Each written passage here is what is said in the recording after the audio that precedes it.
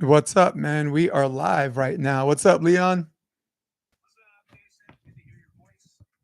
Yep, I can hear you. I want to make sure this microphone's working and we are underway. That's so weird. Let's try. Let me just put you on regular audio. So, Leon, where were you when you first heard about this Charlie Kirk thing? Oh man, I was heading out to my facility to get some work done at the gym, and then yeah, that kind of broke, so it kind of changed my course for the day.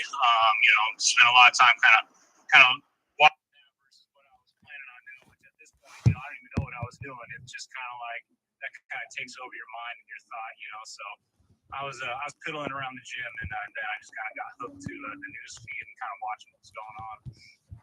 Right. And you know what? My first reaction was because you know I'm kind of a free speech absolutist, right? In terms of the First Amendment, I'm a free speech absolutist, and in terms of just free speech in general, I think people should be able to say whatever the hell they want, you know. True. And I, I wasn't thinking about the whole family and all that stuff, but I was thinking more like this is a blow on free speech. Yes. This is bad. This is bad in that sense. Your thoughts? Yeah, I know. I totally agree. I mean, I think there's different sides of the coin you can look at. I mean, if you look at any kind of tragedy where somebody loses a father, where a 1 and a 3-year-old lose their dad, that's tragic, regardless. And then there's the other side of the coin where he wasn't. I mean, it was his job. That's what he did for his job and his livelihood. But he was in front of people and a very strong advocate of free speech, and basically kind of going to a place where he feels like maybe free speech is not always, available to all the students on the campus. I mean, I think that's kind of where he got his foothold in doing this. So, yeah, I mean, his message was about free speech, and I think he was big on. I mean, you hear his things. He says, "If you disagree with me, let the people know. We'll put you at the front of the line. We'll put you in front of a microphone right now." So, I mean, just a very strong debater. I mean, from a young age, which I admire. His ability to speak like that, because I don't think I have that eloquence sometimes. But yeah, I mean, it kind of stinks because he was killed in the act of doing what Isn't that what he was a ironic? big proponent of. Like, I mean, so yeah, it's hard, man. It's hard to see that, and also the outcomes of that. I mean, the interesting part is like, uh, you talk about people that are, obviously have some pretty hurtful things to say in light of that, but it's like he fought for their right to do that. Their right to go out there, and some of them be total idiots in their response to it, but he would say in the same breath, he would say that's their right to do that as well. Right. And I agree in a sense that, sorry, I'll turn my mic down for a minute. I agree in a sense that, like, when I listen to him, and I'm not like a bleeding heart lefty, but I'm like, when I hear him say, like if I go into an airplane and I see a white pilot square jaw, I know I'm safe, right? I know the plane's not going to crash, right? Yeah. And some of it's said in jest, but some of it's like maybe echoing the sentiments of people who just want to feel safe, right? A- Yeah. And and I'm like, what an absolute racist thing to say. But then I thought about racism as a term, right? The definition of racism is the inherent belief that one is superior or inferior based on one's race, right? Right. How am I doing Right. with that so far, as No, far as yeah, definitions? absolutely. I think it can encompass like race. I mean, just kind of it almost like encompasses any kind of feeling where you think like because somebody is this, they are you name it. I mean, and so I guess it's all kind of saying the racism, the sexism. It's like because of this, you are less than, or Right. I have an animosity against you because of that. Yeah, Right. So for me, I never got by that definition. I can't say in good conscience that I got a racist element from him. Like his favorite that, his favorite athlete's Michael Jordan, his favorite, what I'm saying, his favorite football player, favorite comedians, like all of these people are and to me, racists don't want to see the other race win. you know, Oh yeah, he'd I be agree. he'd be a Larry Bird fan if he were a racist.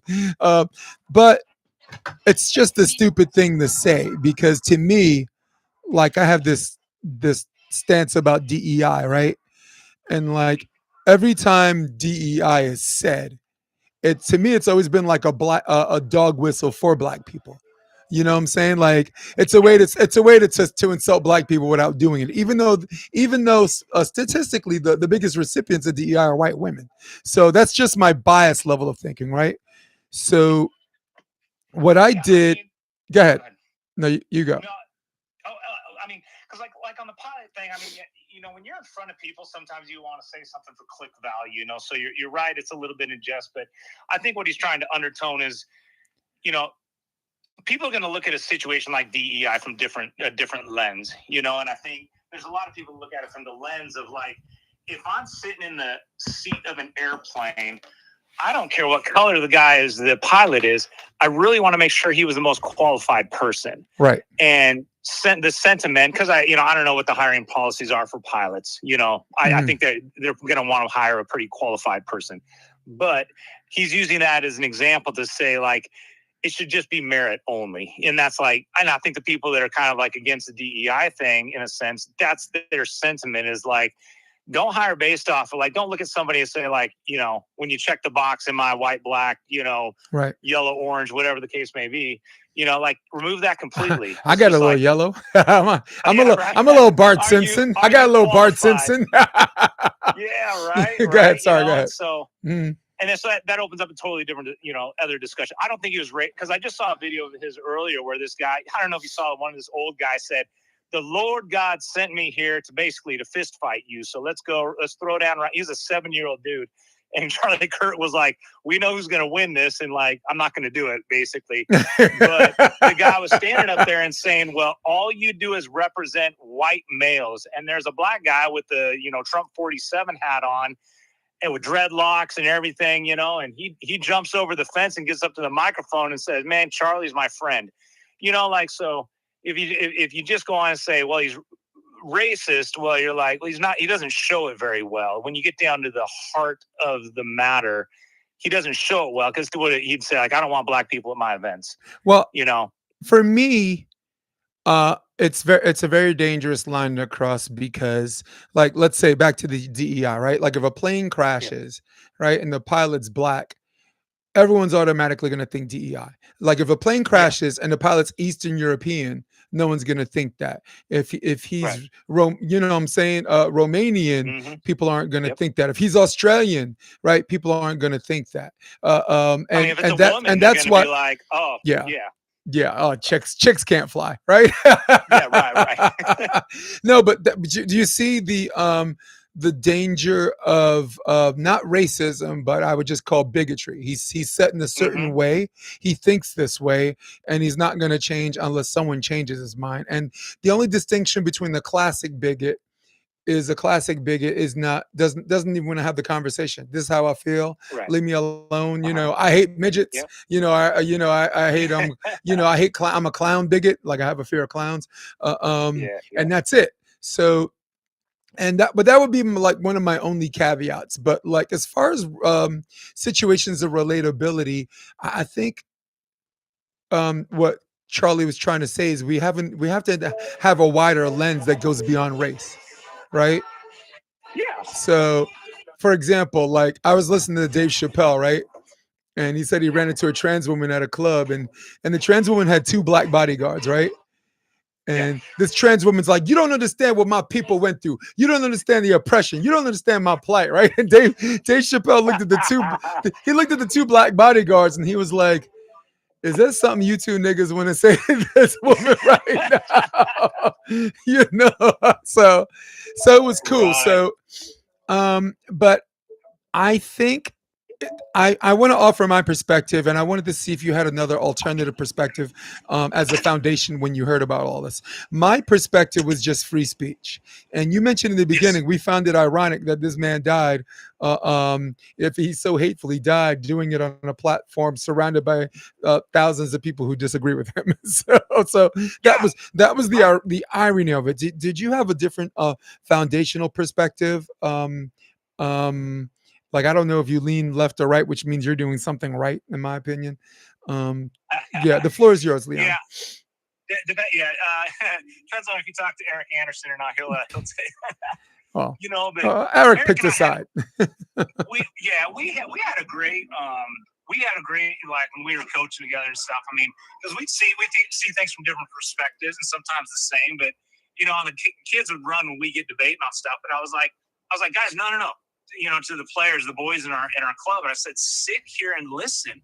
Like, listen to grown adults have a conversation, and have a dialogue about stuff, and I think the scary part for me is when such a vast population of people, and this isn't people in mom's basement. Like, these are people that are in prominent positions. A lot of them losing their jobs over it, but getting on there and their first reaction is like, well, because he was this. And basically what you're saying is like, or even to start out your news headline, Charlie Kirk was a divisive, horrible, ultra right wing, this, that, and the other. And I'm like, he's a person, like he's a person. He wasn't deadly than a gun, which is, not deadly, but like more effective than a gun, which is words. Effective words is a very powerful thing, and you go back through history and see the people that fought with their words and did it well. And the problem is when you can't beat them with words, then some, people find it resorting to violence. And the number of people that, would have pulled, I don't know, I want to say would have pulled that trigger, but, or in the same sense, just said, I don't see a problem with it, or even celebrating it. It's a scary time, because I like dialogue. I like debate. I wish it was, seen on a broader platform. And you're starting to see guys like Bill Maher, who was an ultra left guy. He's definitely not going to the right, but he's starting to say like, hey, this dialogue thing needs to happen, because at the end of the day, the country just gets more divided. I think the only people that benefit from that, are kind of people sitting towards the top, in the government position. I mean, my position is like, number one, I'm a follower of Jesus Christ. That's what I, lay my foundation on. But, voting wise, I'm going to be, more towards the right on a lot of things. But I kind of have a conservative mindset. I don't love the Republican Party. I just see that I'm a conservative person, but I see that in all aspects of my life.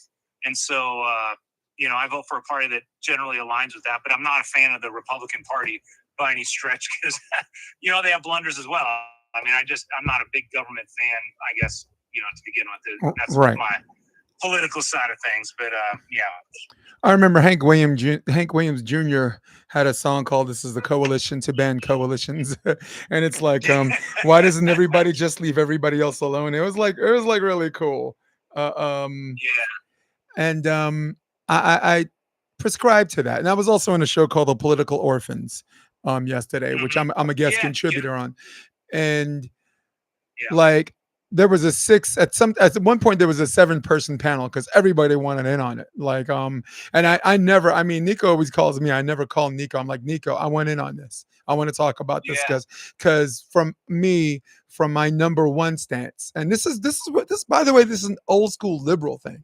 I'm anti-war free speech, which I don't know what the hell the Democratic Party is all about now, but that's what they used to be about. Like the John Kerry liberal, right? Like the Bill the Gore liberal, the Jimmy Carter liberal, right? The Vietnam War, the protests during the Iraq War. We were about the freedom of expression of ideas and anti-war, right? So I just find it bizarre that there was kind of this ultimate reversal, and then in many ways, a lot of people was happy Trump got elected because we were censored from the whole COVID thing. We were censored from, some people said we were forced to take a gene therapy, and that's a whole different argument. But whether you agree or disagree with that, you shouldn't. I don't think people should not be allowed to say it, right? So, and then Well, yeah, Trump yeah. gets elected, right? And then ICE starts arresting immigrants for free speech, right? Um, like they ask me because they know I'm not a right wing guy. They know I'm actually more left to the left in so many ways. Universal basic income, blah blah blah. But Mhm. they I told the political orphans, I'm like, dude, I fought you guys for Khalil for free speech. That woman who wrote an op-ed for her PhD at Tufts University got arrested by 5 armed ICE agents, right? And I fought you guys on that. So how I got to be consistent. How could I not?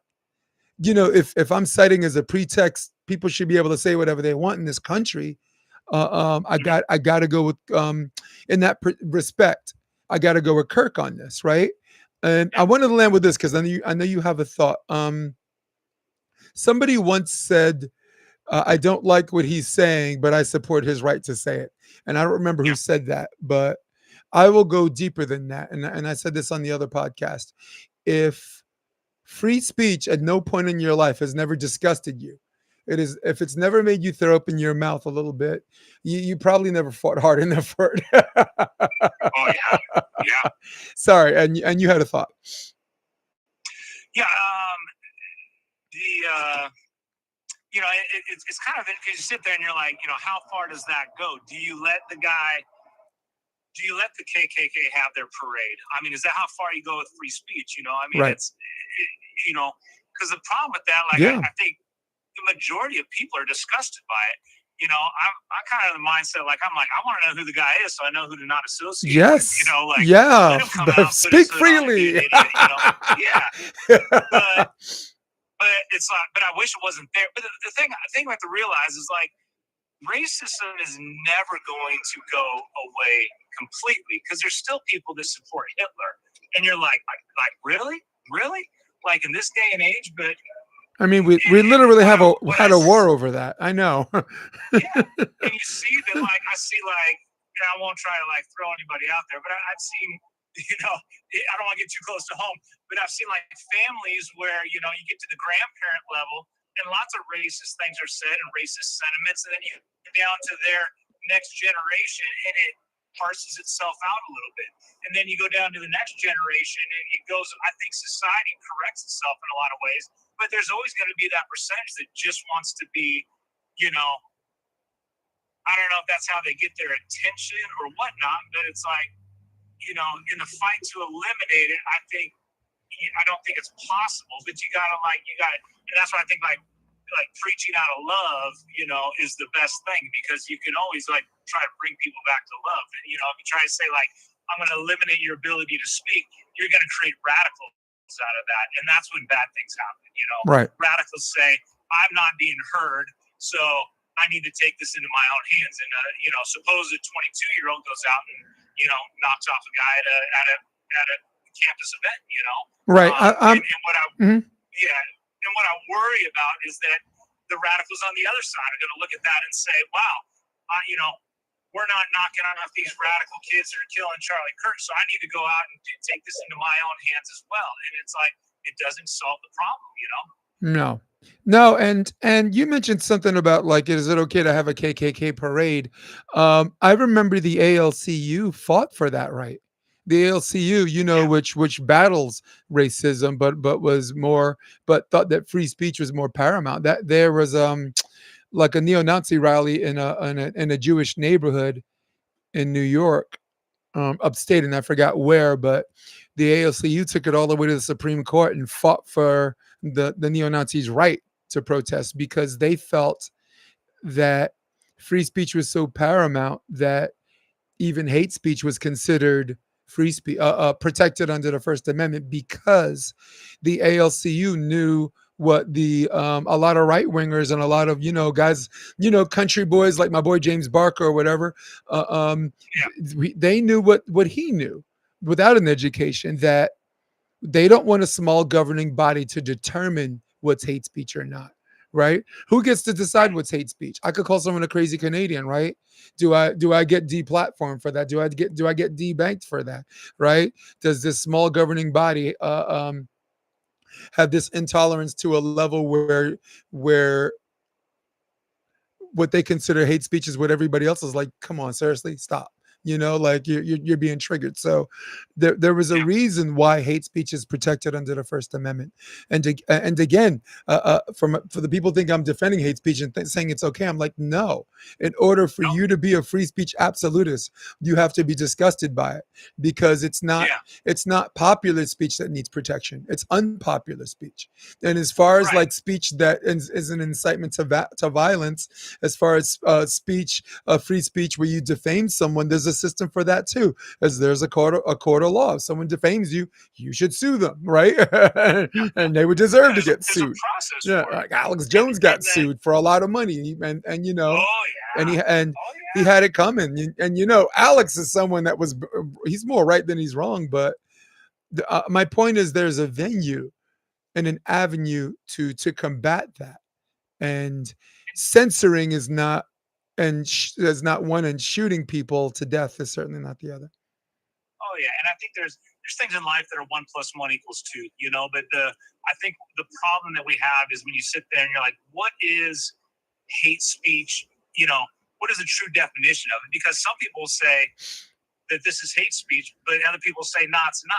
Like is there an absolute on hate speech? Right. And who gets to define that? The problem is we go out and we define, say, well, based on my opinion, which I think is fact, this guy had it coming, Right. because he said this, and in my opinion or in my fact, that is defined as this, so it was justified, kind of thing. So I mean, I get into it with people where I'm like, well, that Right. you realize that is your opinion. There's a whole half of the country that sees completely different than you do on that, and you don't get to be the sole source on what is, what is defined as hate speech. Right. I guess I mean, I think there's clear examples of it, but Right. if you're looking at how somebody said something, I don't know, and the problem is that that's what spurs on a movement of And it's already started. Like you're Yeah. gonna see memes of like all of the quotes from Charlie Kirk, and like I went through 3 of the quotes and went to the actual context of the quote, and I'm like, wow, that's not right. That's not what he meant. That's that's not what he meant. When that you can isolate a quote and take out what he said before and after that and make it sound like really, really bad, or really, really worse than it was. Like the quotes I disagreed, but some of them I'm like, he wasn't saying that women shouldn't work. He was he may he I mean the sentence before, he may have been talking about Michelle Obama, right? Like this is the Yeah. reason why, or like this supports my DE argument, or he might be saying that Yeah. in humor and jest, right? But if you just take one sentence, it's already started. There's like like all of these famous quotes from him, and all of them paint this negative light, and some of them he deserves, and some of them I'm just like, what, this is just fire. This is just fuel for the fire. So I agree with you. Aaron Wexler says, I've been thinking about it, and as gnarly as this is meant to hijack our attention, and it's up to us to stay focused on the good stuff, the inspiring stuff, the love and the peace and beauty stuff. Appreciate you taking time to chat through it, though. Regardless of politics and disagreements, violence should never be the answer. That's my guy, Aaron Wexler. He's a guy I keep around because I'm a hater from New York, and I need to surround myself with people who keep the glass half full. So on his worst day, he's glass half full. He's really cool, And he was the one I did the broadcast with when Rowdy Lennon and Logan Mister played Troy Field, and whatever. He was the other guy with me. So, and right now we're the best duo in the sport, and I think so. I think as far as like play by play and color, I think there are people that have been doing it who have more exposure than us, and there are people who are considered mainstays. But you're a guy from Texas, and you're trained on absolutes, and you've had Bill Parcells there as a coach for 1 year, and you're always gonna have the question of, can they do the job or not? Yes or no. Oh, this guy was in the Olympics. That's not what I'm asking. I'm asking who's better, right? So in terms of who's and raw, who's just better, me and this guy's awesome. But Bill Belichick, he didn't exactly have a great first go at it on the college ranks. So no, they're just not. You can't teach an old dog new tricks, and you're not. And I don't think they expect Bill. They should not expect Bill to all of a sudden be this different person that's smiling and that's friendly to the media, and that's not gonna undress players in the film room like he did it to Tom Brady, who was the greatest of all time. Shouldn't that have already set the standard? Yeah. No, yeah. You go with guys like that. I'm like, why? Like, why? Yeah. You got your 24-year-old girlfriend. You got your money. Like, what are you trying to prove at this point? You know? Right. Yep. All right. Well, Leon, thanks, man. I'm actually gonna see if I could get Derek on and see if I'm lucky enough to have Nico Lagan, who's Yeah, I'll be listening in. I appreciate the call. all right, my man. Thank you. Take care now. That was Leon Blazer, guys, and he is fantastic. He's from Texas, and he's not a politician, but he's got views, and that's what I'm doing. I am going around the United States and just getting opinions from just regular folk. Some of them are in, deep into the political spectrum, and some are not. So, Aaron Wexler, of course, thank you for everyone that's joined me in the chat section. Don't forget to smash that like button. I can see that I have more likes than actual views, so I don't know what the hell's wrong with the algorithm here. But we'll figure that out as we go. I'm going to call my friend Derek Zimmerman, and let's see what he has to say. I already told him I'd reach out. What up, Derek? What's up? How you doing, man? We're live. You're caller number 2. Oh, damn. Hello, everyone. I dropped Derek on some not ready stuff. I'm on a truck driving away and got some lunch. Nice. What's going on, sir? Yo, it was first of all, thanks for tuning into the political orphans thing, and that was really, really cool to just drop in and you, if you saw the panel, right, man, you couldn't find 6 people that ever read anything else but Charlie Kirk. You couldn't find 6 people that were probably disagreeing on everything. well, what was really good about it all was that the 6 people who were on, and I think there was actually one more that popped in, a 7th. And every one of these people, whether their political beliefs were leaning left or leaning right, everybody was respectful and came together and just spoke about it. And it was delegated really well by Nico and saying, hey, he hasn't had his turn, and everybody got their turn to speak, and everybody was quiet. Nobody yelled over each other. And I found that very refreshing. Professional, but and encouraging that people can act that way, including men who are known for, not having civil discussions with each other about politics or for anything in that matter.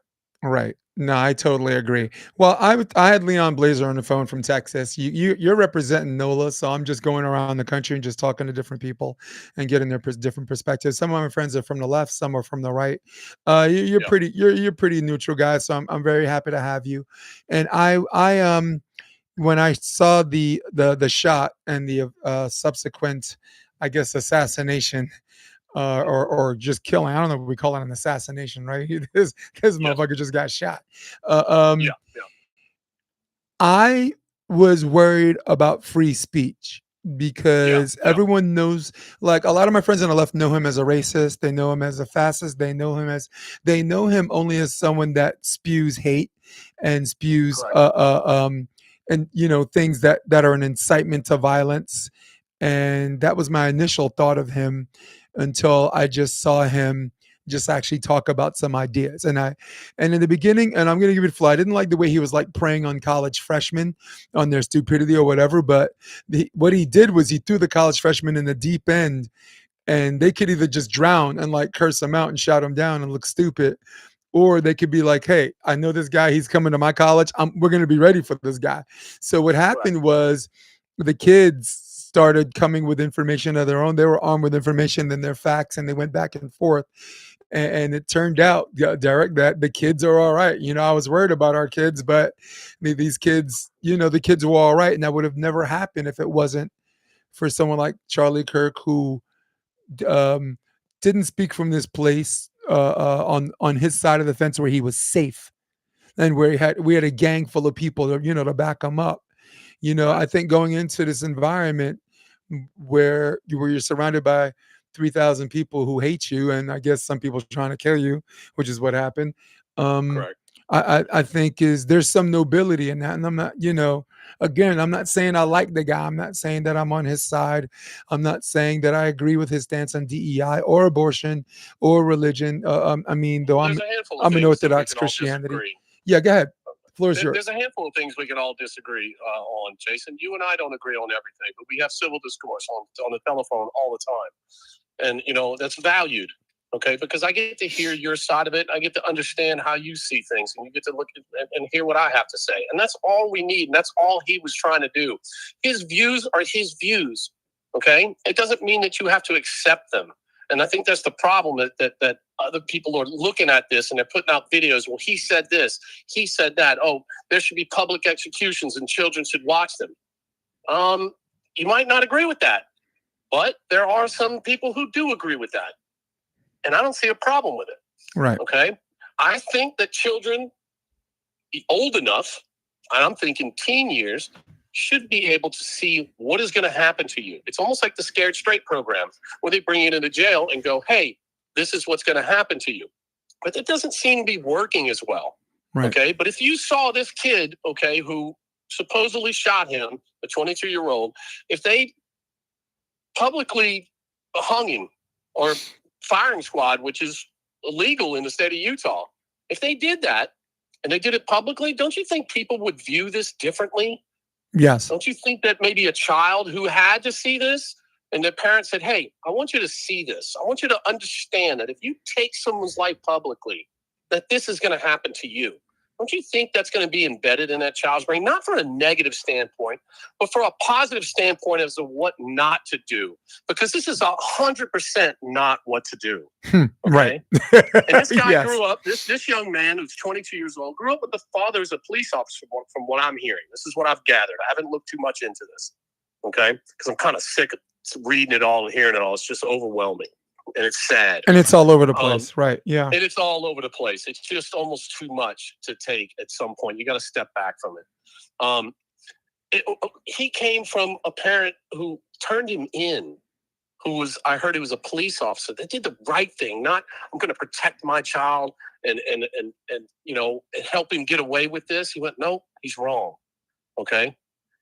All parents should do that. But showing your parent, or your parent showing you what's wrong, whether it be on television or be in a public setting or public hanging, whatever the hell it is, I can kind of agree with that. I'm not saying it's for everyone, but it is a big deterrent. And people are going to probably bash me for this. And go ahead. I don't care. You know that. Okay. But that's how I see things. And we have a difference of opinion. You might have a different one on that. But people are saying, they're making videos of all the bad things that they think he had to say. It's his opinion. It doesn't mean that has to be how it is. We just need to come together on a common ground on this, is what he's saying. Right. And at least he had a civil discourse with these young college kids. And I also heard one more thing on this. I also heard, he goes in there and talking down to these college kids. Okay. One young lady said, hey, I'm 18 years old. I see you go to colleges and you're older. Do you feel good talking to these younger kids, you having more experience, so to speak? I'm tearing it up. Okay? Right. I really am tearing it up. Paraphrasing. And okay. He goes, I'm going to ask you one question. You said you're 18. She goes, yes, sir. And he goes, do you vote? And she said, yes. And he goes, then we're equals. We're speaking on being equal to each other. If you can vote in this next election, then we need to be talking about these things. If you have a vote in this, then we are equal, no matter if I'm 60 and you're 18. And that's real. Okay. So he was spreading the word to these kids, not for them to follow him, but to open their minds and to see another side of it. Right. And to have an understanding on it. And that's my take on it. And I think it's super necessary because pretty much chronologically, pretty much since Obama's second term, and then when Trump got elected, the people on the left and the right are further.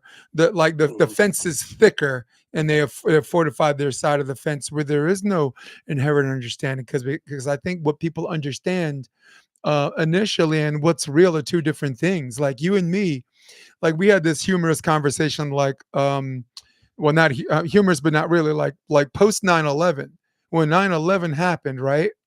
And like two people are on a plane, and you see Oh, someone with yeah. a turban, right? You see someone with a turban, and he's kind of wide-eyed, and he's got brown eyes, right? Like you and I, on a humorous perspective, like we know there were people on that plane that were like, Derek, you see him? Yep, see him. I'm on it. Right? We beating that ass we beating that ass if he makes one false move, right? And it's a bigoted thing, but this at that time on 9/12 and 9/13 after 9/11, black people, white people, like everyone kind of felt that way. And it was very, very unfair to Arabs who were here, who were in this country. It was unfair to, like, I remember I have someone that's a Sikh, right? Sikh is an Indian religion, but there was like, it's almost like similar to like the red blooded American. It's similar garb, right? Like they're all the same to me, right? So there was a lot of hate crimes, and there was a lot of assaults. And because as a New Yorker, it's very, very diverse, and you're not going to walk 10 blocks without finding 10 different, maybe not races, but 10 different nations. I'm not going to say race, right? Because right, Brazil's not a race; that's a country, But I was very, very sad that, like on a plane, I do have empathy and understanding why these people are scared. Right? It just happened and whatever, but you can't.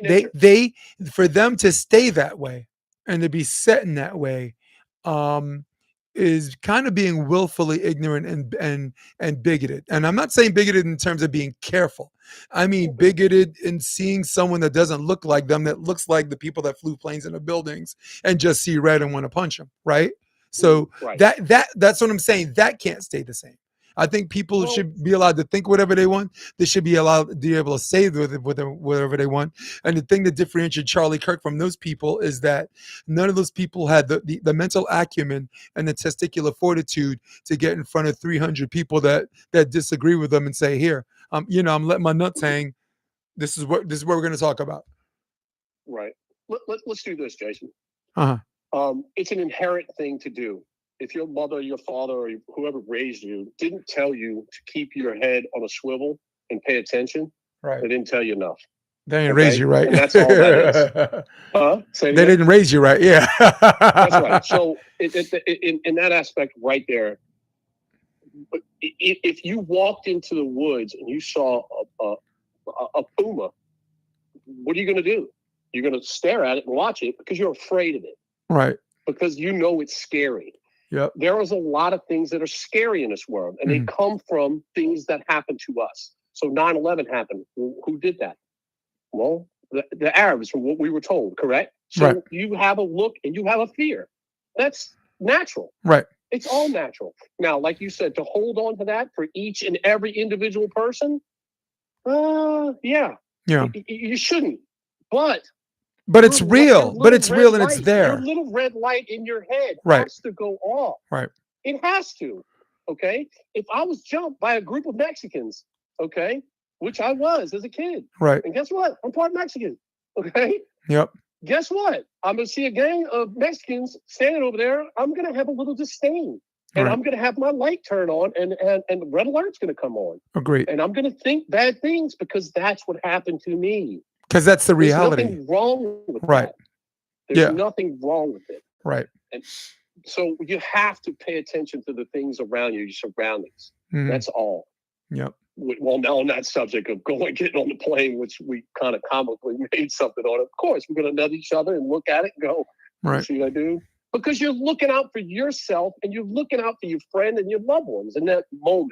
Okay? Whether that guy's or person is going to do that or not, you have no idea. I agree. The hairs in the back of your neck are going to stand up for a reason. Yeah. Right? Guys. That's why they're there. Guys, to alert you. Guys, this is Derek Zimmerman on the phone. Aaron Wexler says this is an opportunity for us to come together and imagine and create the best version of the United States and a world that we can think of. a world based on listening, empathy, and love. And Aaron, you're right.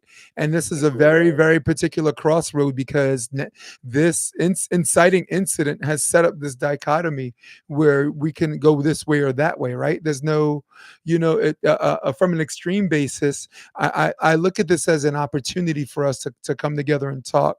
And some people look at this as an opportunity to be more divisive, right?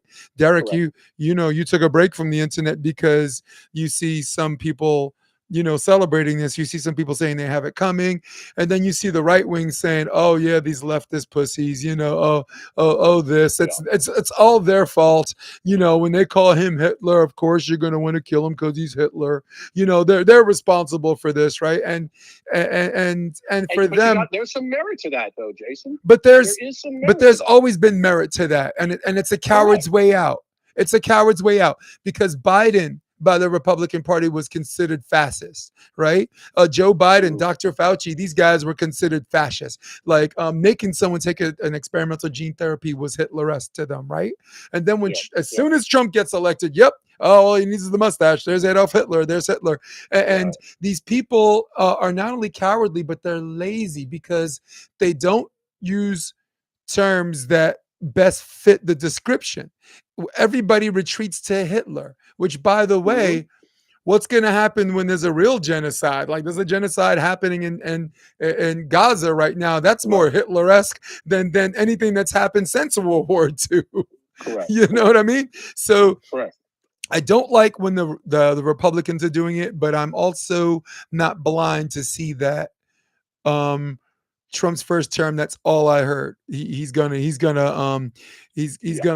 lock us down. He's gonna shoot his political enemies. He's gonna do this. He's gonna do that. And your argument is the only ones getting shot at, right? Who are the ones getting shot at? Is it the lefties, right? Some of them, right? There's some politicians that caught a bullet. Yep. Yeah, there have been in Tim Walz's district. Yeah. 2 Democrats got shot, a woman and her husband. Is that correct? Yep. And and I think even the shooter said that he did that for Tim Walz. Yep. Tim Walz is trying to get in there. Yeah. I don't know all the answers to all this, Jason. No, but I don't either. But we don't. But what we agree on is telling people that had it coming or saying it's the other party's fault when you and I, the last 10 years, have just witnessed a cycle.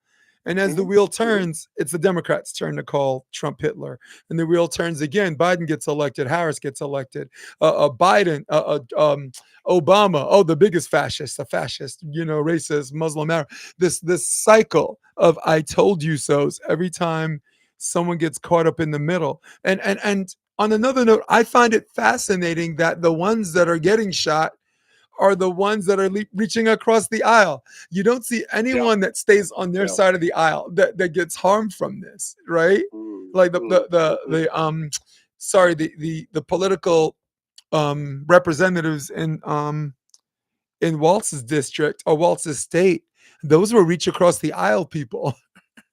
Go back in time, right? Like Ronald Reagan. It's easy to read. Yeah. It's easy to read that and not look into that. Yeah. It's easy to read that it's a blanket thing that these were Democrats. The Republican Party did that. Right. You know what I'm saying? Yep. And they don't look into what actually happened. Who were these people? Yeah. And why? Everybody just wants to read a post on Facebook or TikTok or whatnot, Instagram, Twitter, whatever you want to call it, X, and just spit it back out and repost shit. Right. And that's the problem. Yeah, and a lot of it's not even true. Bullshit. And a lot of it's not even true. A lot of it, they take one sentence. They take one sentence and they take what was said after that sentence and before that sentence and be like, nope, this is him. And I'm like, come on, geez. Right. Are we all grown up? Are we all grown up? Right. If Charlie Kirk is such a bad person, he's been doing this for over 10 years. Mm-hmm. I'm sure he said some things you haven't liked. Mm-hmm. But if you haven't gone, and this is for everybody and anything, if you haven't gone and looked at all the other things, then you're part of the problem. I agree. Okay?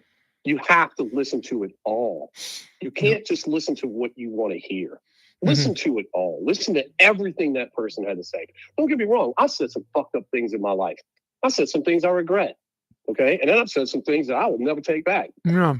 take it, like it, or don't like it. I don't care, because that's who I am. And that's how people should be. But you got to understand that everything that man said wasn't to demonize everyone.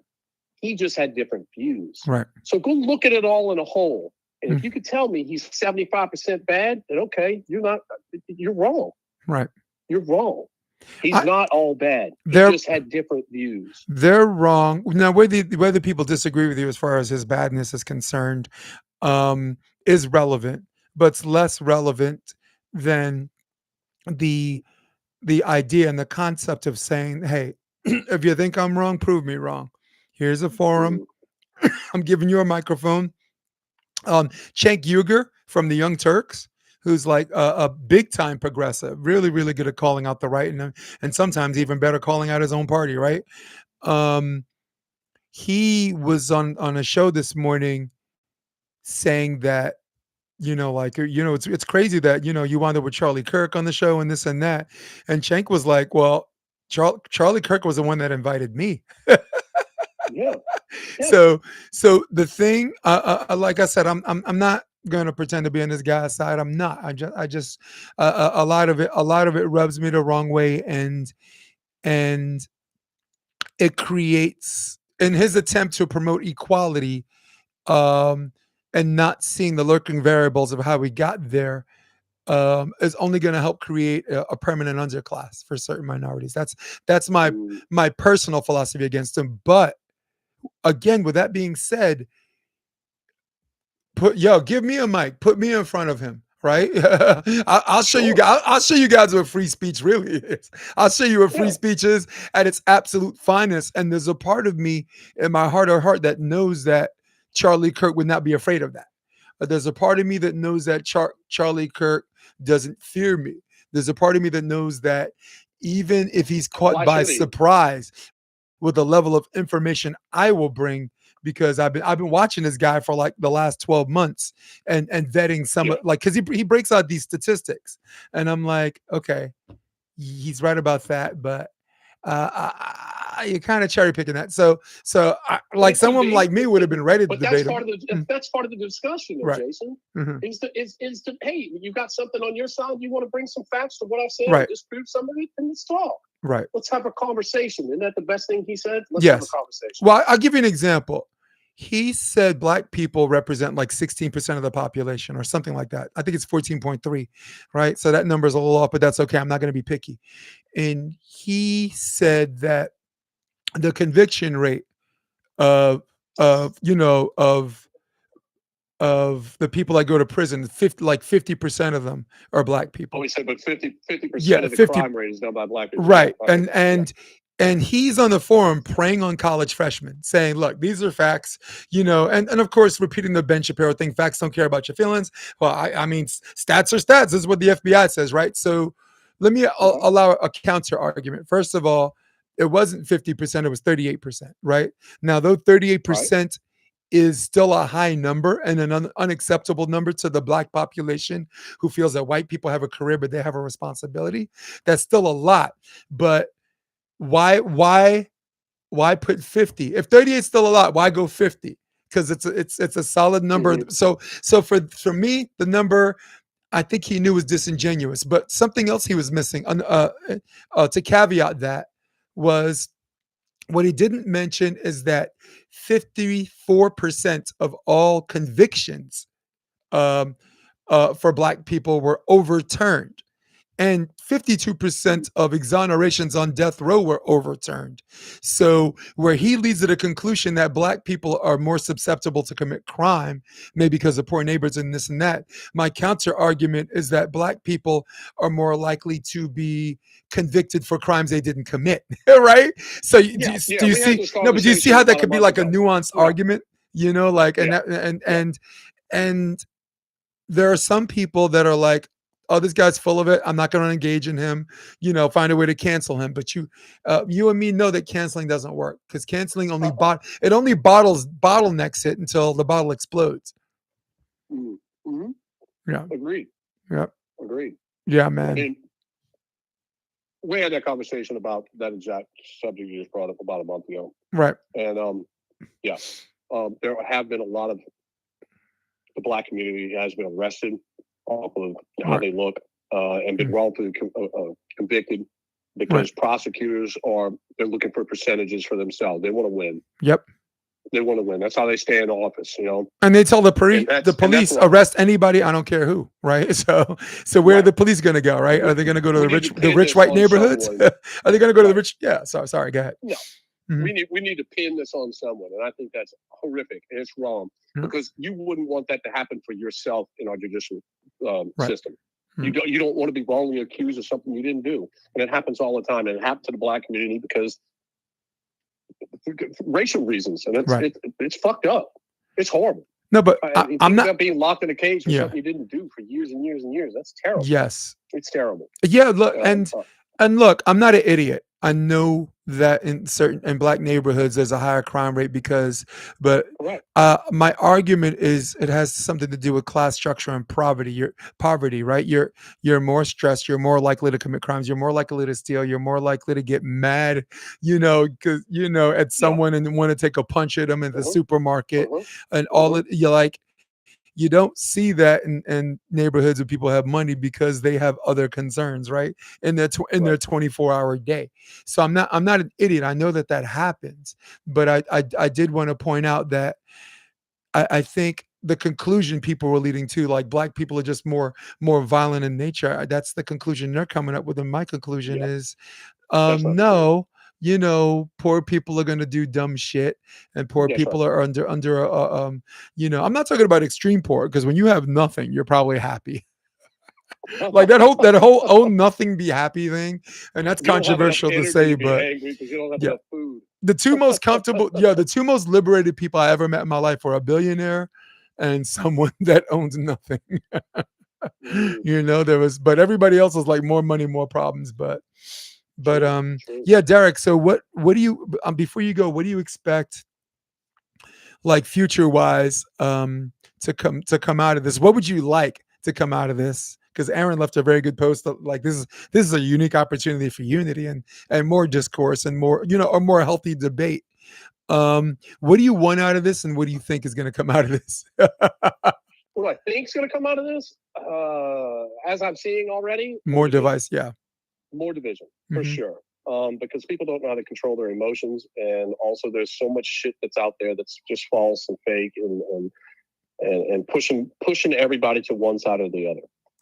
As we know, there's 10% on each side are your extremes. Okay, that's not where the majority of us sit. Okay, we all want to get along, but social media keeps these little memes and all these sayings keeping people arguing. Dude, it's all over Facebook. It's all over it. And it's almost disgusting to the point you just go, I'm done with this. Like I put it away. What I hope comes out of this, some kind of sensibility. Okay, that people come to their senses, to have an understanding that we're not against each other. We shouldn't be against each other. This is all political shit. Okay, but that's what is putting us against each other, is the left and the right. And the more we speak about it, it's like, I know we're supposed to speak about things to solve things, but the more you keep bringing race into a subject, the more it's going to stay here. Okay, until we start seeing each other as just people without the skin color, we're never going to go anywhere. So it's the same thing with this. When we keep seeing each other as the left and the right instead of just people, we're going to keep dividing. Yeah. Okay. Yep. So I hope that we can simplify this. I hope that, you know what I really hope? I hope everybody takes a big dose of mushrooms and loses their ego. All right. Okay. That's what I hope. Yeah. To get away from all this egotistical shit that you think you're right about everything, when you're just a human being on this planet trying to survive. And we all are. Okay. And have some empathy for each and every person, and listen to what they have to say and take it with a grain of salt, that they're different than you. Agree. That their movie inside of their head that they project or they see in this world isn't yours. You don't see this world just like everybody else, but to have an understanding of what their movie looks like or what their journey is. That's what I hope comes out of this. Yeah. For everybody. Amen. That we can kind of unite in some kind of way to have an understanding that we're different, and we're different for good reasons. and see those good reasons instead of the hateful reasons and going, well, you're wrong and I'm right. Mm-hmm. Because maybe neither y'all are wrong. And if you came together, we could be better for both seeing them together. Right. No, I Just totally like agree. you and I, Jason. Yep. Just like you and I, Jason. How the hell do we even get along? we have amazing conversations though that go for hours on the phone at the randomest times during the day. You calling me driving back from Vegas, turn into a 2-hour conversation. That I got more out of that than most conversations I've had in the past 5 years. Right. Okay. But that's because you are willing to listen and to understand someone else's side who doesn't live in the same place you live, didn't grow up the same way with you, different parents, different race, all of it, man. Like different everything, right? Dude, I'm a hater from New York. You're a NOLA boy. Right? How the hell did we even Anyway, Derek, I really appreciate you coming on, man. I'm gonna take some of these comments and I'm gonna move on to the next caller, okay? Absolutely. Looking forward to hearing the rest of it. All right, my man. My dude. Talk to you later. Yes, sir. All right, you got to hang up for me, though, okay? I will. All right. Guys, that was Derek Zimmerman. He's from New Orleans. I previously spoke to someone from Texas. I want to go to some of the comments on some of the social media. Someone asked me, just curious, why you thought he was repulsive. I don't agree with many ideologies, but don't have bad feelings for the person. Facts are facts. And for that person who just posted that, thank you for that post. But as I previously mentioned, facts do care about your feelings when the facts are manipulated by feelings, right? If you manipulate facts to paint a bad light, to conclude someone's susceptible of violence, when the actual lurking variables to those facts might lead you to believe that this race is more likely to be convicted of crimes they don't commit, right? What are really facts here, right? So facts are facts, but blanket facts aren't facts. Facts without knowing the lurking variables, facts without from a medical perspective, without informed consent, right?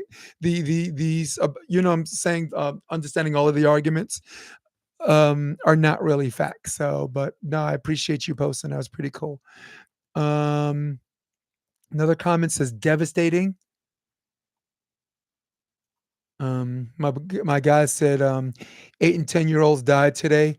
Way more devastating, and not for nothing. Charlie said it's worth having more gun deaths for the Second Amendment. That was one sentence that was taken out of context, and you take out what he said before that, and you take out what he said after that. You have every reason to hate him, but if you read the whole context, you might feel the same way. You might feel differently.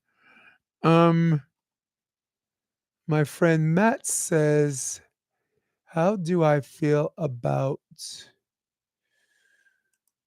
Sorry, let's keep going here.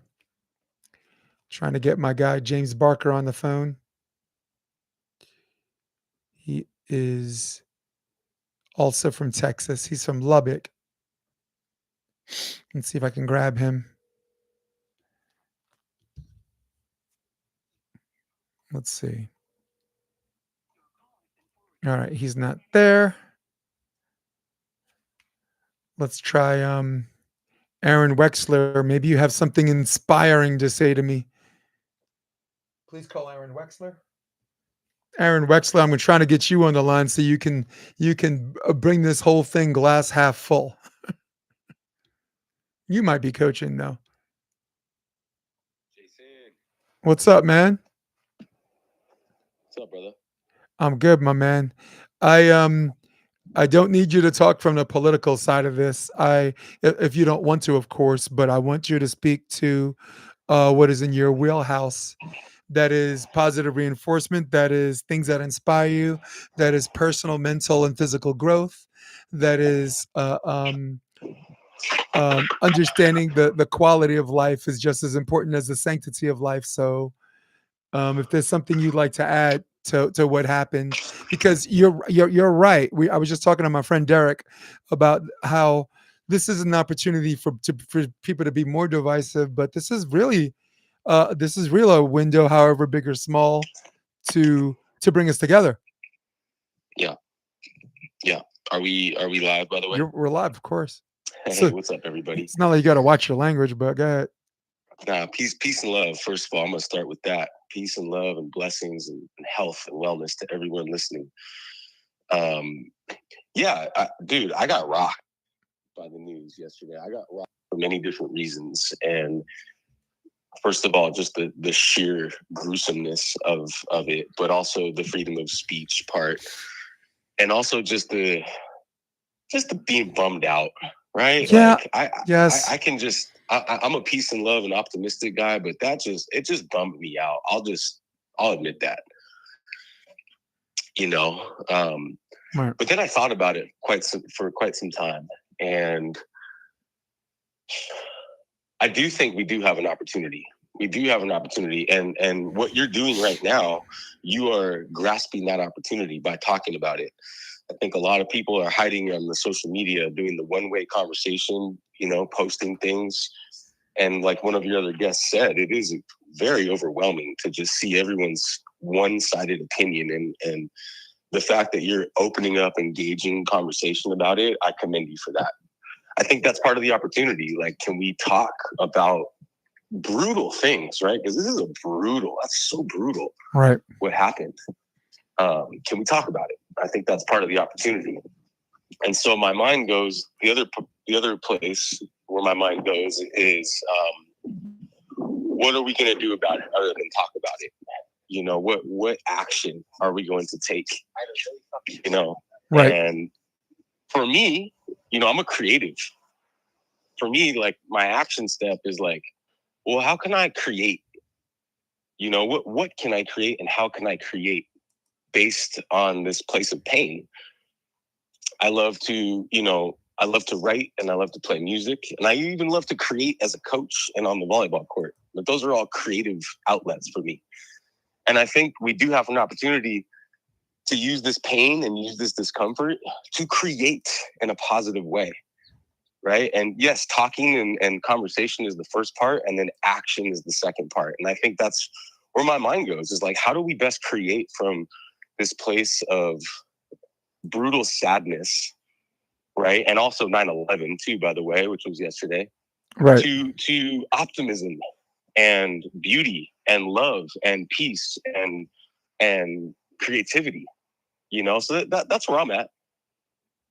Yeah, and I like that, and I think the weird thing is there's always an opportunity to do that, and how that opportunity, instead of going the other way, has become more difficult instead of more easy, has become a point of discussion for me. You know what I mean? Yeah. It's I don't know if the world changed or if I was just too naive to see it, but like finding the positive thing and finding ways of bringing us together and just make peace. In my DNA has always been the easier way, right? Yeah. And now Yeah. that's turned into the harder way. Why? You know, like, Right. and again, that's it's not within your wheelhouse to be required to answer that, but I'm very, very curious, like how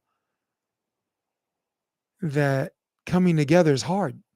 Just I saying, know. hey, can't we just start fresh? You know, like, I mean, I give you an example. I'm in New York, right? I'm in a dance club and I'm dancing with someone.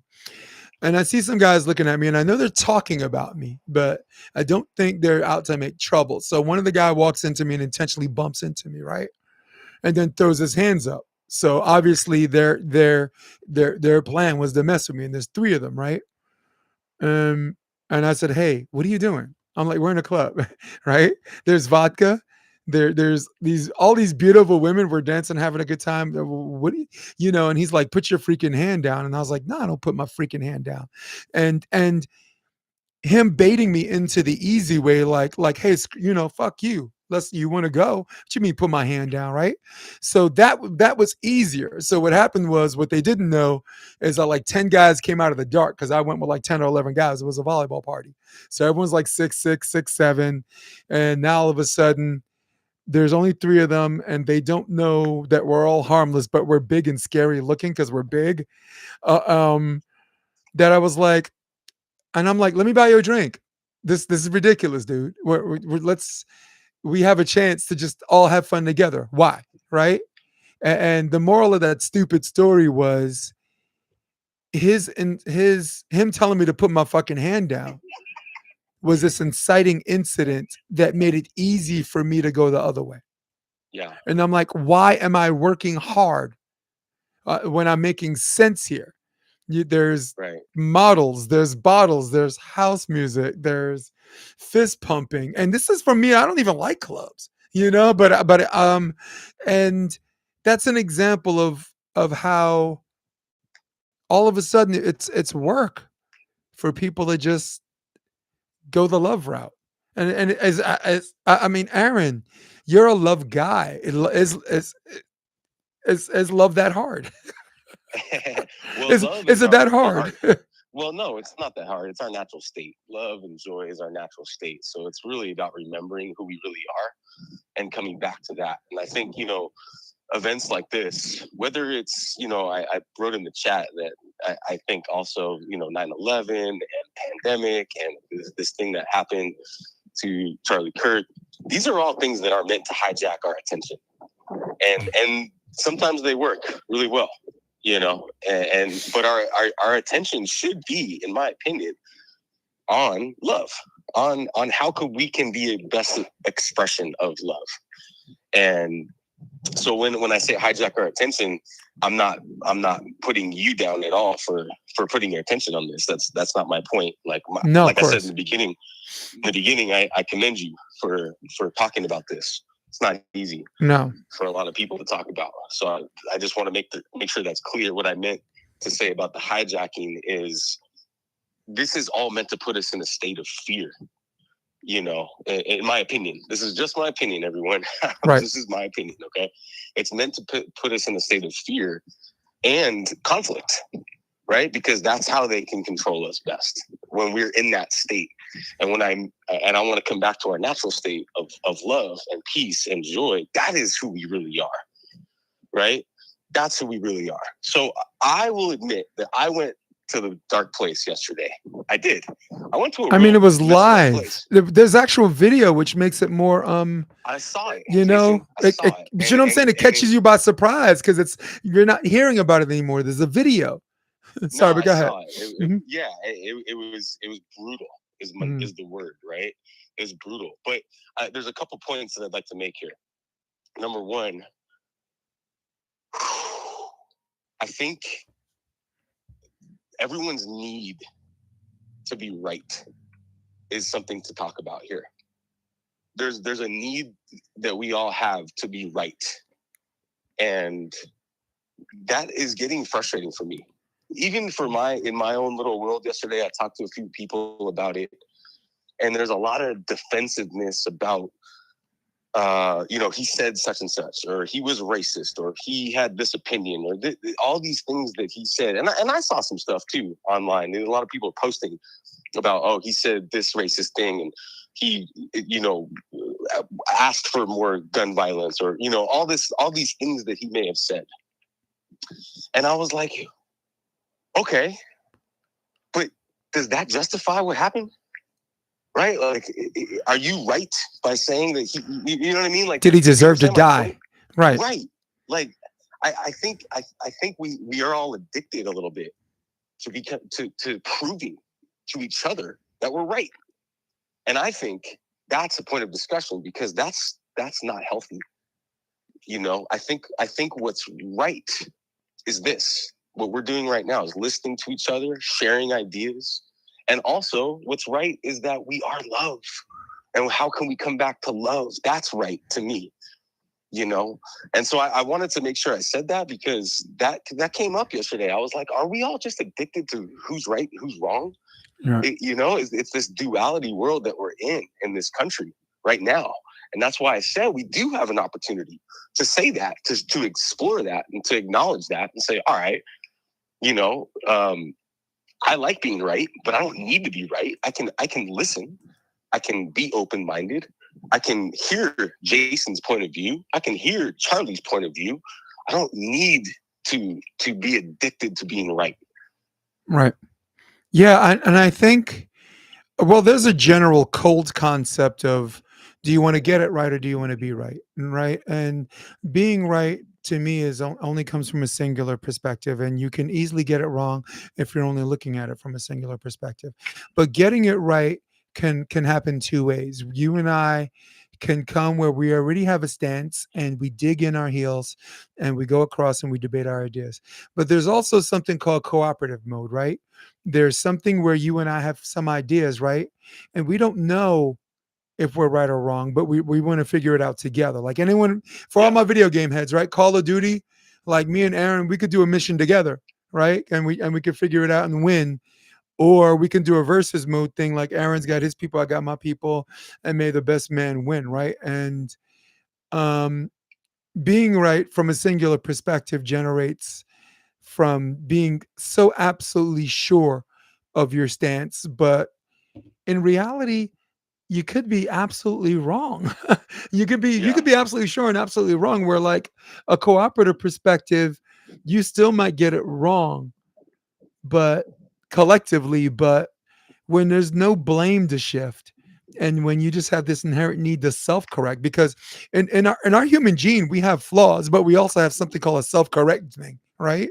And and to me, I think self-correcting is beautiful. And both of our, just so people don't know, we're both volleyball coaches, and we'll be the first to tell you that when a girl makes a mistake and she corrects and learns from the mistake, that stays in her memory retention longer than if Aaron told her how to do it the right way, absent of that mistake. I don't know. I'm not a doctor, but I'm a longtime coach. I'm in the lab and I have a journal. I'm taking notes, and I'm telling you, we learn more from self-correcting. And we have, and I think what I'm trying to say to you, Aaron, and to the audience, we have a chance to self-correct here. To take what Charlie Kirk said that was wrong and make it right. To take what he said that has a point and say, okay, he was right there, or just accept something as a reality and say, hey, okay, this is our reality. What do we do? Where do we want to go from here? Absolutely. But my point is, there's more power and more progression doing it together. Absolutely. Than it is 100%. as individuals. There's more power 100%. collectively from getting it right together instead of being right as an individual.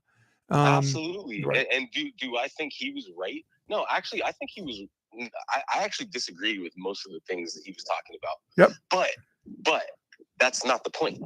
The point is, I think he was extremely courageous to go to those college campuses and to hold It takes balls. those discussions. No, that was. But you know what? Like, I was talking to my good friend about it, and he was saying, "Oh, well, you know what? You know, he had some pretty aggressive language," and I was like, "Okay, but that's not the point. That's really not the point. The point that I think that we should all learn from Charlie is like that courage to go have those tough conversations, regardless of who's right, is right. That's the correct thing to do." Right. That's what makes our country great and makes the human being experience fantastic. Amen. So we can share those ideas and we can talk and we can listen, and maybe I'm right, maybe you're wrong, and at the end of the day, actually, that doesn't matter. No, it doesn't. It's because it's about what you. does It's matter- about the natural you, right? Yeah, and what And does us. matter is can we live to fight another day? That's what matters. Right. Well, I think what matters is taking some things where we can work together and then go from there. I think, exactly. No, go ahead. Go on. You. Yeah, no, but that's what it is. Like that's the whole idea of, a rising tide lifts all ships, which is like, regardless of right or wrong, can we share ideas and raise the tide? Right. Yes. I'll give an example. Charlie Kirk is a self-proclaimed staunch Christian, right? I don't agree with his DEI. I don't agree with the stuff that's not associated with Orthodox Christianity. But let's say I'm an atheist. And let's say I look at the 10 Commandments and I say, okay, don't lie, don't kill nobody. Don't cheat on your wife, right? Don't lie. Don't bear false witness. Don't lie on anybody. Don't steal shit, right? Um, Take one day of the week and do nothing. Yeah, I can do that. I'm good at Aaron. I'm good at doing that. I'm great at doing nothing. You good at doing nothing, dude? I'm totally frigid, right? So that's an example of a foundation where, okay, we have these rules where we can be decent people. And I'm like, good. Wow, there's a foundation we could start on. Let's start from decency, and now we can discuss DEI. Let's start from decency and see if we could discuss some of the fear of which you don't understand. Let's start from a place of decency and come together and continue to debate the ideas that we in which we don't agree. As long as it's nonviolent, 100%. Yeah. as long as it's 100% agree. nonviolent, Yeah. right? Yeah. I don't see a lot of his literature that actually inspires people to go out there and commit violence.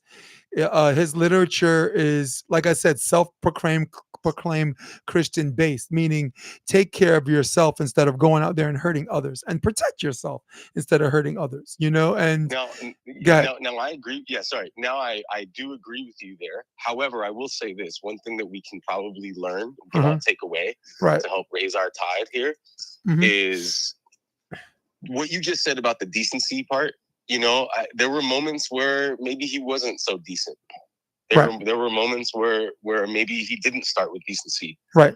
And I think that's something that we can all learn. Like if we are going to be courageous and go have tough conversations and go to create challenging situations like he did, I think we should probably start with decency, like you just said. And I think that's a big lesson that, I'm not blaming the way he talked. I'm not saying that created what happened, but I am saying that that's something that we can all that's a big takeaway is what I'm saying. What you just said about the decency part, I think that's a huge takeaway because, like I said, if you look back on all those videos and a lot of people are upset, right? And they're posting the undecent things that he said. He said a lot of things that were pretty gnarly, actually, in the wrong way, in my opinion. Yeah. And I think what you just said to accentuate your point about being decent and starting with decency, at least, I think that's that. I just want to make sure that point is accentuated. Right. I mean, there were a lot of things that he said that were before you got on on this podcast that I feel were black dog whistles and had a lot of racist elements to it. Even though I don't think he himself is a racist, I think he's a bigot, but not a racist. And again, I already talked about that, and I'm not going to relitigate that because I think you were already on one. I talked about that, and for the people listening, they can go back and listen to that in the beginning.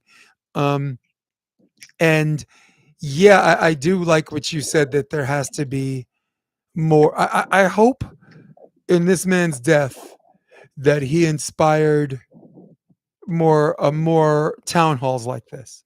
Like Bernie Sanders is the only politician I'm aware that does this.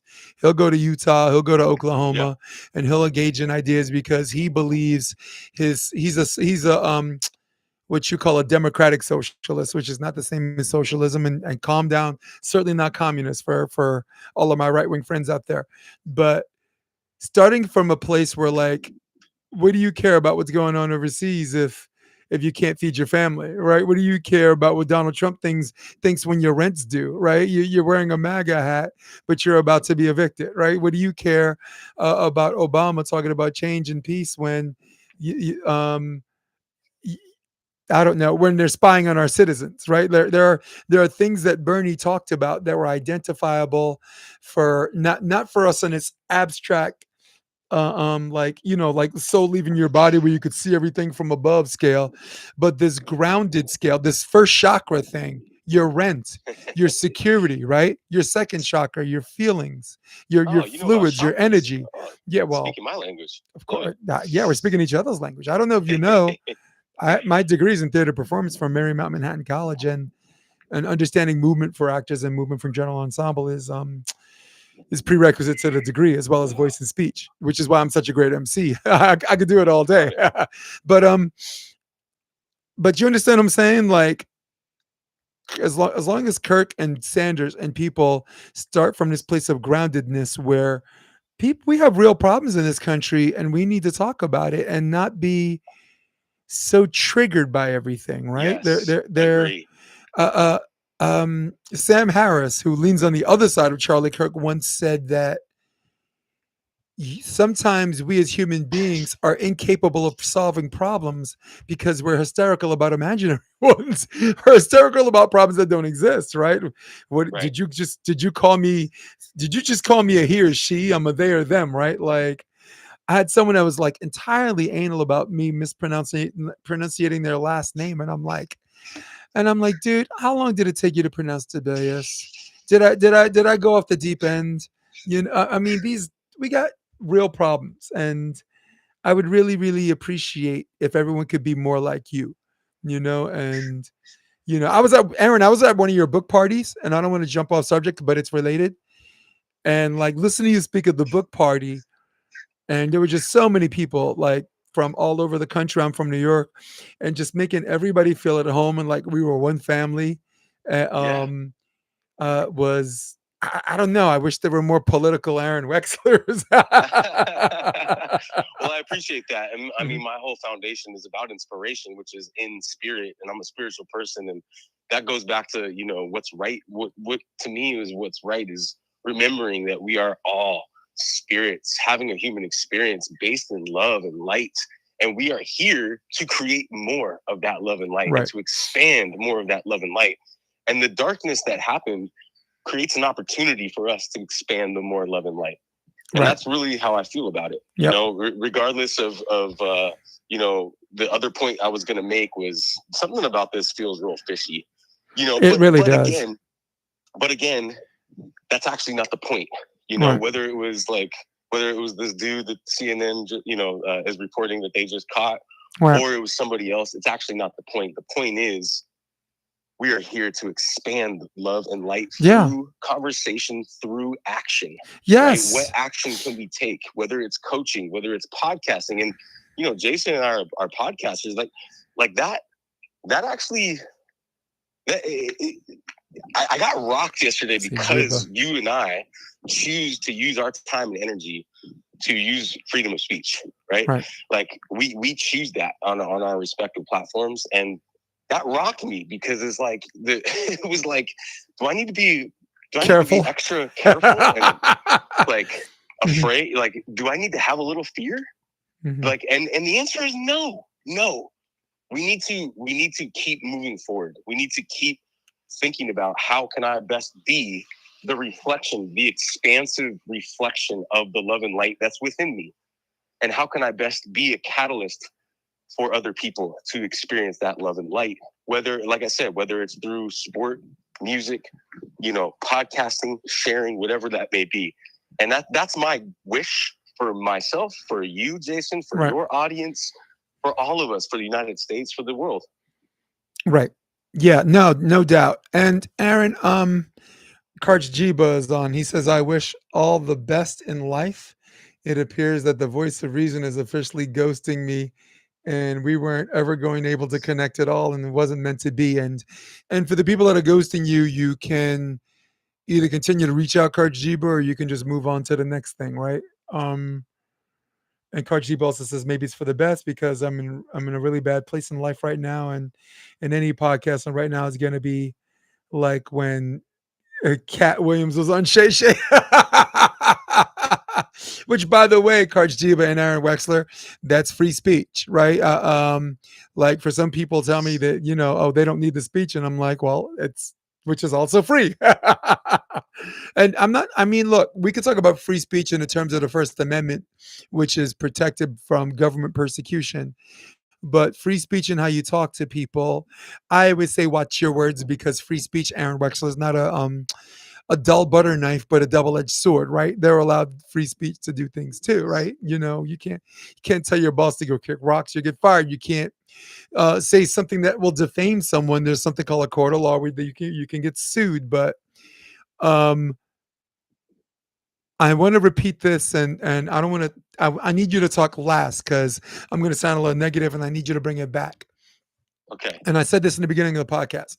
If free speech has never made you throw up in your mouth, And if free speech has never disgusted you or repulsed you, you probably never fought hard enough for it. Because again, free speech is there to protect unpopular speech because popular speech does not need protection. So that's the only negative thing I'm going to say, but I want you to bring that back for me before you go. Well, okay. So first of all, Karchiba, reach out to me at awexla on Instagram. Maybe I can help out. We love this guy, man. He's always with us. Yeah. No, I know you always pop up on the motherlode too, right? Chats. Yeah. So if you're in a bad place, reach out. Let me see how I can best help. What I want to say before I jump off, and again, thank you for the opportunity, is it's up to us. This concept of choice, right? We get to choose how we use our freedom of speech. We get to choose how to use our time and energy. We get to choose how we respond to world events. We get to choose. It's up to us, and I'm a spiritual person. So I would even say it's actually up to our higher self. Right. Like what would our higher self do here? And when I get quiet and I really think about it, my higher self wants me to create. That's why I started this conversation with that. Is like, what can I create from this? Or how can I best be a source of positivity and change to help raise that tide, and be that reflection and that source of love and light. How can I best do that?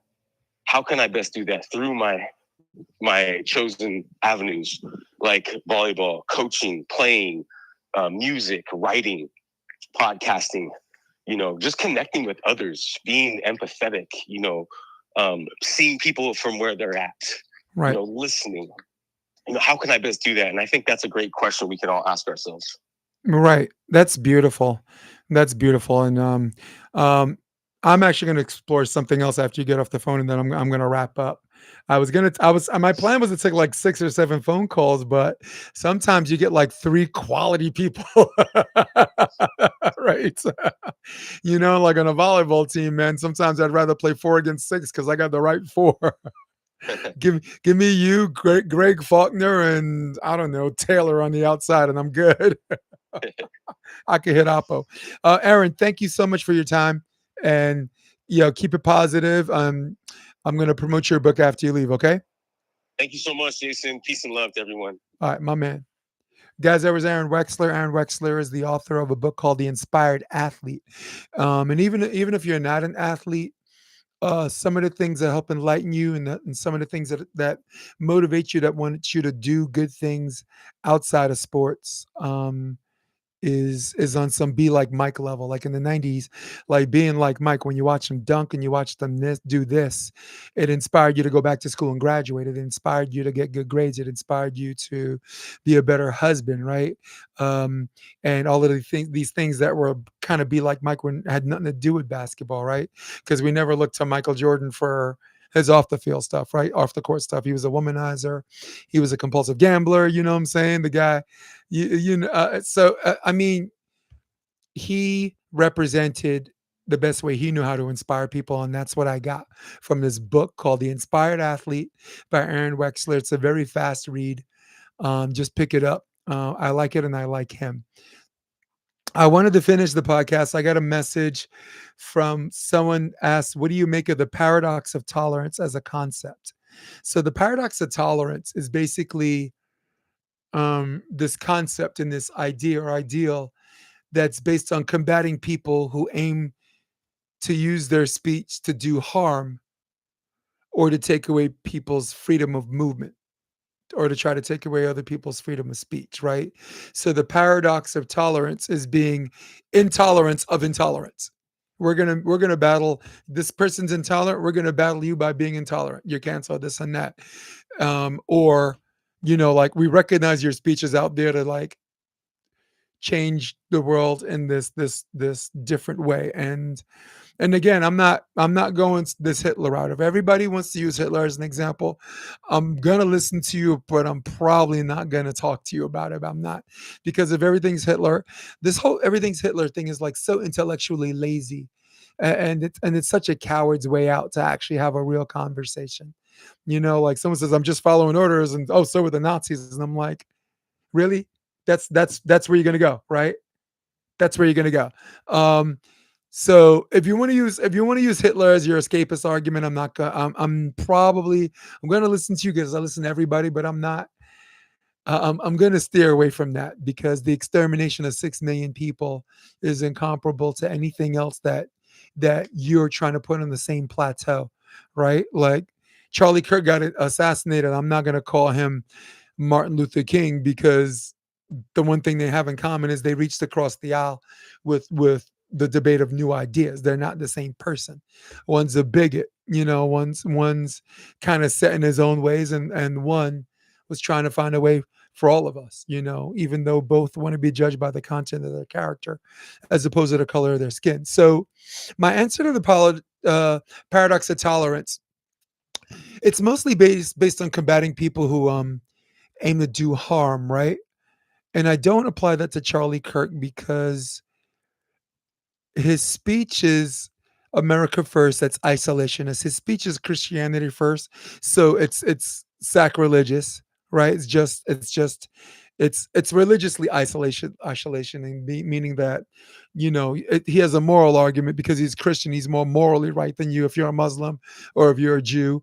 Even though he added Judeo-Christian because he's a Zionist, and you can't exclude them without keeping your army.